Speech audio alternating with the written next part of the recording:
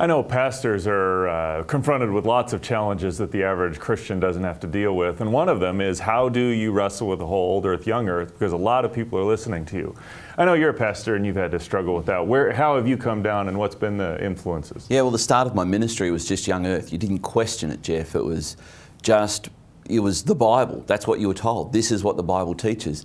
And it was when I had an older colleague suggest to me, looking at Hugh Ross's work in a matter of days, that it was the first time I encountered someone who actually believed the Bible, a biblical position, yet held to an old earth position. So some of it was just being exposed to other people who held high regard for Scripture and having to consider. Yeah, well, we were always told that if you were old earth, you had to depreciate the Bible. You weren't really honouring to Scripture. Mm-hmm. So to read something and to encounter something that actually held up Scripture as uniquely authoritative, sola scriptura, and then I think that's a very key element. You do have to have a high regard for Scripture no matter where you fall down. Yeah, it was the first time I'd encountered this, and yet people could hold to old earth. And so once I was introduced to this, it started me on a journey of looking at it, looking at both sides of it, and then eventually moving away from young earth and becoming an absolutely convinced old earth creation. What prompted that move away? Well, I think the biblical integrity, to understand, as I understand with the rest of Scripture, that words don't always just have one meaning for a start. You know, they're not unequivocal or unequivocal.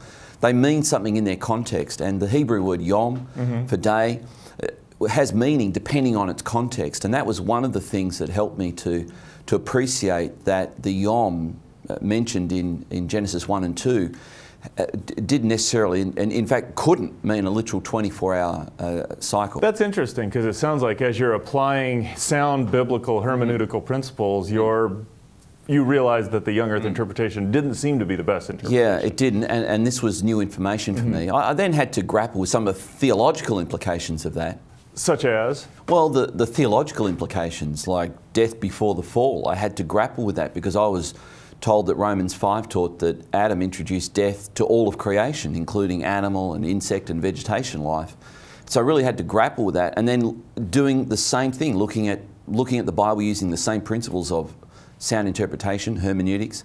I realised that verse in Romans 5 didn't say that Adam brought death to all of creation. He introduced death to the world, to all people. And I saw that it was human death, not biological death that Adam introduced, and that became, once I solved that, all the other things just fell into place, really. So you know, that's interesting, because I've been at meetings where we've had theologians arguing, was there death before the fall? And that's exactly the position they come down. I mean, there's young earth, old earth, there is, there isn't. What seems to be universal agreement on is that the fall brought death to Adam and Eve. What the other implications are a lot fuzzier, but that again is something that is taught as, oh, death before the fall. That just didn't happen. That's a very scriptural principle, but in reality, your journey says no. You investigate seriously, and that's not what Scripture's saying. And I think also the big picture theology too of it, Jeff. That did God present the earth so that it could be looked at, and people could be fooled.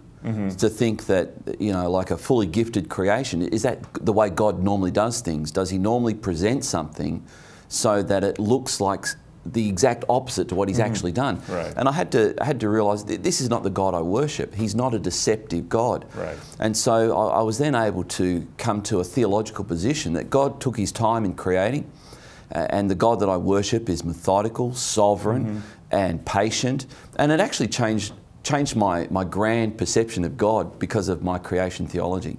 You know, that's very interesting, because as we're looking, it seems like as a pastor you have to struggle with three things. One, do you hold a high regard for Scripture?